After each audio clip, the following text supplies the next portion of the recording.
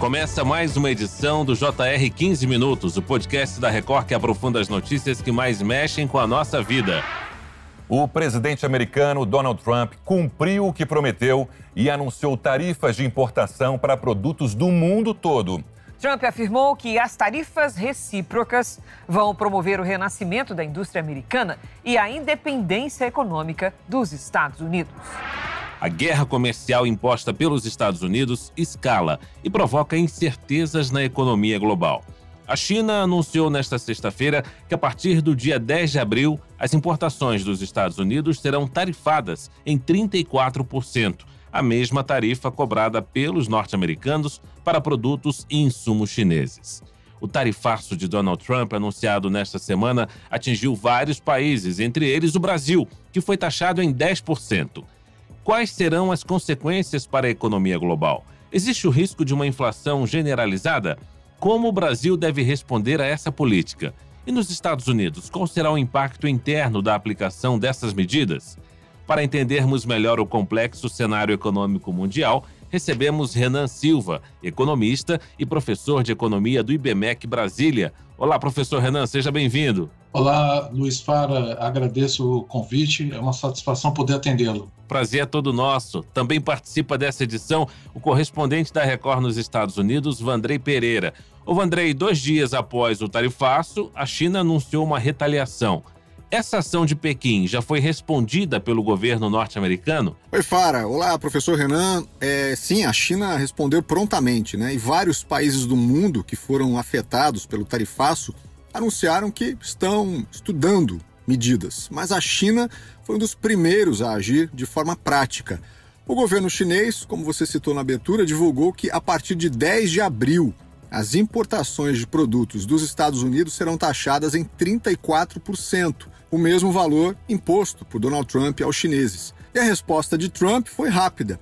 Por meio de uma rede social, o presidente norte-americano falou o seguinte, abre aspas, a China agiu mal, entrou em pânico. A única coisa que eles não podem se dar ao luxo de fazer. Professor Renan, analisando pelo lado da política internacional, a resposta de Trump pode ser considerada como uma nova ameaça aos chineses? Olha, nós estamos diante, né, realmente de uma guerra comercial, né? E por se tratar, então, de uma guerra, naturalmente a gente tem ali uma elevação do tom. Ao mesmo tempo, também, esse é um assunto que ele já vem, né, já desde o primeiro mandato do presidente Trump, e isso vem se intensificando, e agora a gente chega no auge. A questão que temos que avaliar é que são economias que têm uma interdependência muito grande. Então, o principal destino, né, dos produtos chineses são os Estados Unidos, né? E também os Estados Unidos fornecem muitos insumos para a China, considerando que os Estados Unidos também, né, também é considerado um país de commodities, né? Então, nesse primeiro momento, eu acho que é uma retaliação e o que é uma sinalização de que a China pode buscar outros parceiros além dos Estados Unidos, inclusive, né, já inclinando já para o nosso mercado, né, para o mercado dos emergentes, em especial o Brasil, porque a China compra petróleo dos Estados Unidos, a China compra soja também dos Estados Unidos, e na medida que existe essa taxação, é natural que ele venha buscar mercados, e isso pode aquecer ainda mais esse comércio ali com o Brasil. Então, pode ser uma resposta estratégica no sentido de que commodities ele pode encontrar, por exemplo, no Brasil, né? Ao mesmo tempo, o Trump sempre mantém aquele tom tradicional, né, de primeiro, né, ele vem, né, realmente com o pior dos cenários, com a bravata, para depois sentar e fazer as devidas negociações. O senhor citou aí que os chineses são os maiores responsáveis pelo déficit comercial dos Estados Unidos. Essa resposta chinesa dificulta ainda mais as chances de um equilíbrio nessa balança comercial? Sim, dificulta. Tanto é que hoje até nos mercados, né, nos mercados globais, no mercado financeiro, a gente percebe ali essa reação. Dificulta no sentido que os países querem manter os seus superávites, né? E os Estados Unidos, ao contrário, os Estados Unidos dá o recado de que, olha, agora você me devolve um pouco esses 30 anos de balança comercial positivo para vocês, buscando ali aquele chamado reequilíbrio. Então, a resposta da China, de fato, dificulta realmente o reequilíbrio que os Estados Unidos ele busca, né? Sobre o anúncio de quarta-feira, Donald Trump chamou o tarifaço de Dia da Libertação. Foi colocada uma tarifa universal de 10% sobre todas as importações feitas pelos Estados Unidos. Além disso, foram estabelecidas tarifas adicionais para cerca de 60 países com taxas que variam conforme as práticas comerciais de cada nação. O Brasil foi incluído nessa lista e será taxado em 10%. Trump afirmou que essas ações são uma resposta a um déficit comercial de 1 trilhão e 200 bilhões de dólares em 2024 e que os países afetados têm, sim, a opção de eliminar suas próprias tarifas e barreiras comerciais para evitar as novas taxas. Professor Renan, essa medida gera uma grande incerteza na economia global, a curto, médio e também a longo prazo. Existe o risco de uma inflação globalizada, podemos dizer assim? Sim, existe o risco de pressão inflacionária num momento inoportuno, né, porque nós já tivemos o agravamento, né, do processo inflacionário no período da pandemia, da Covid, e agora que foi razoavelmente debelado, né, esse risco inflacionário, então agora você tem um novo choque, porque essas tarifas serão repassadas nos preços, né, ao consumidor final. Essa que é a grande tendência. Então, existe sim essa preocupação e, naturalmente, a maior preocupação de todas, que é a manutenção das taxas de juros globais em patamares elevados por mais tempo. Agora, em relação ao Brasil, a primeira avaliação é de que o impacto será moderado. O governo brasileiro, no primeiro momento, informou que é preciso calma para analisar o cenário, só que o Congresso aprovou um projeto que permite que o país reaja a esse tipo de situação, impondo tarifas a outros países. Professor Renan, na prática, como a tarifa de 10% atinge o Brasil e quais setores devem ser mais atingidos? Pelo que nós verificamos, os setores mais atingidos estão relacionados à indústria. Tá? Até porque com essa restrição de mercado, né, aos produtos chineses, eles devem buscar novos mercados, inclusive os mercados emergentes e entrando de forma muito competitiva, né, e vamos dizer assim, e talvez prejudicando ali realmente as margens da indústria nacional. Lembrando também que já tivemos, né, a taxação em especial dos produtos brasileiros, né, que se refere ali, né, ao aço, ao alumínio, né, que chegaram até a 25%. Agora, do outro lado, né, os setores que podem se sair um pouco melhor é justamente o setor do agronegócio, por essa retaliação já imediata da China e também pela sinalização de novas retaliações por parte lá da União Europeia, de tal sorte que pode ampliar a pauta de exportação dos nossos produtos agrícolas para fora. Agora, deve ser um ganho assim, por escala, né? Por uma maior escala de exportação e não tanto por preços tão atrativos, porque a gente deve ter um efeito de retração da atividade global. O tarifaço era uma promessa de Trump desde o início do seu segundo mandato. Professor Renan, alguns especialistas afirmam que a medida tem um viés político e que o presidente está acenando aí para sua base eleitoral. O senhor acredita que o governo norte-americano pode negociar as tarifas com os países de forma individual? Acredito que sim.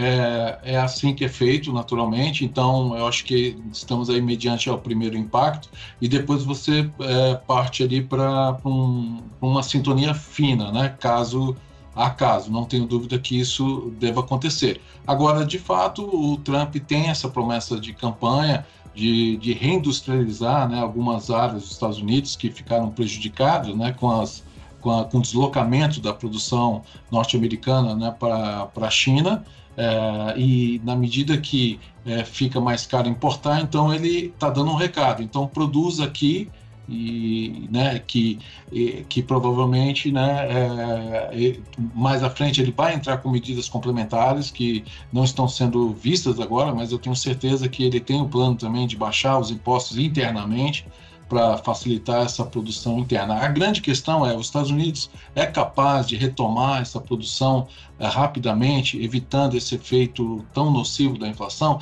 Sim, eles são capazes, porque a produção originalmente, né, estava lá. Eles têm o know-how, eles têm um capital intensivo para retomar essa produção localmente, ou inibir, né, a produção na China de algumas empresas norte-americanas, que elas migrem, né, ou até tenham um sentido de repatriação e assim atendendo esse público, né, o público do Trump, a base eleitoral do Trump. Professor, o tarifaço não foi bem recebido pelo mercado financeiro global, mas internamente, quais setores da economia dos Estados Unidos podem ser mais atingidos e como isso pode se tornar um problema, né, para o próprio Trump? Olha, o mercado financeiro reagiu mal justamente por entender, né, que a economia real ali possa sofrer com menos atividade. Tanto é que, conjuntamente a isso, né, por exemplo, o preço dos combustíveis, o preço do petróleo é altamente correlacionado com a atividade. Então a gente vê ali o preço do petróleo esses últimos 2 dias realmente derretendo, caindo muito hoje também, caindo bastante, o que demonstra que os agentes estão esperando menor atividade. Menor atividade, também você tem menos pessoas para consumir os produtos norte-americanos. Então, ele pode gerar um efeito inflacionário no primeiro momento e menores vendas. E a gente já vê, né, antes mesmo das medidas, já uma certa retração na economia norte-americana, já tem uma certa preocupação. Existe aquela pergunta, os Estados Unidos vai entrar em recessão ou não?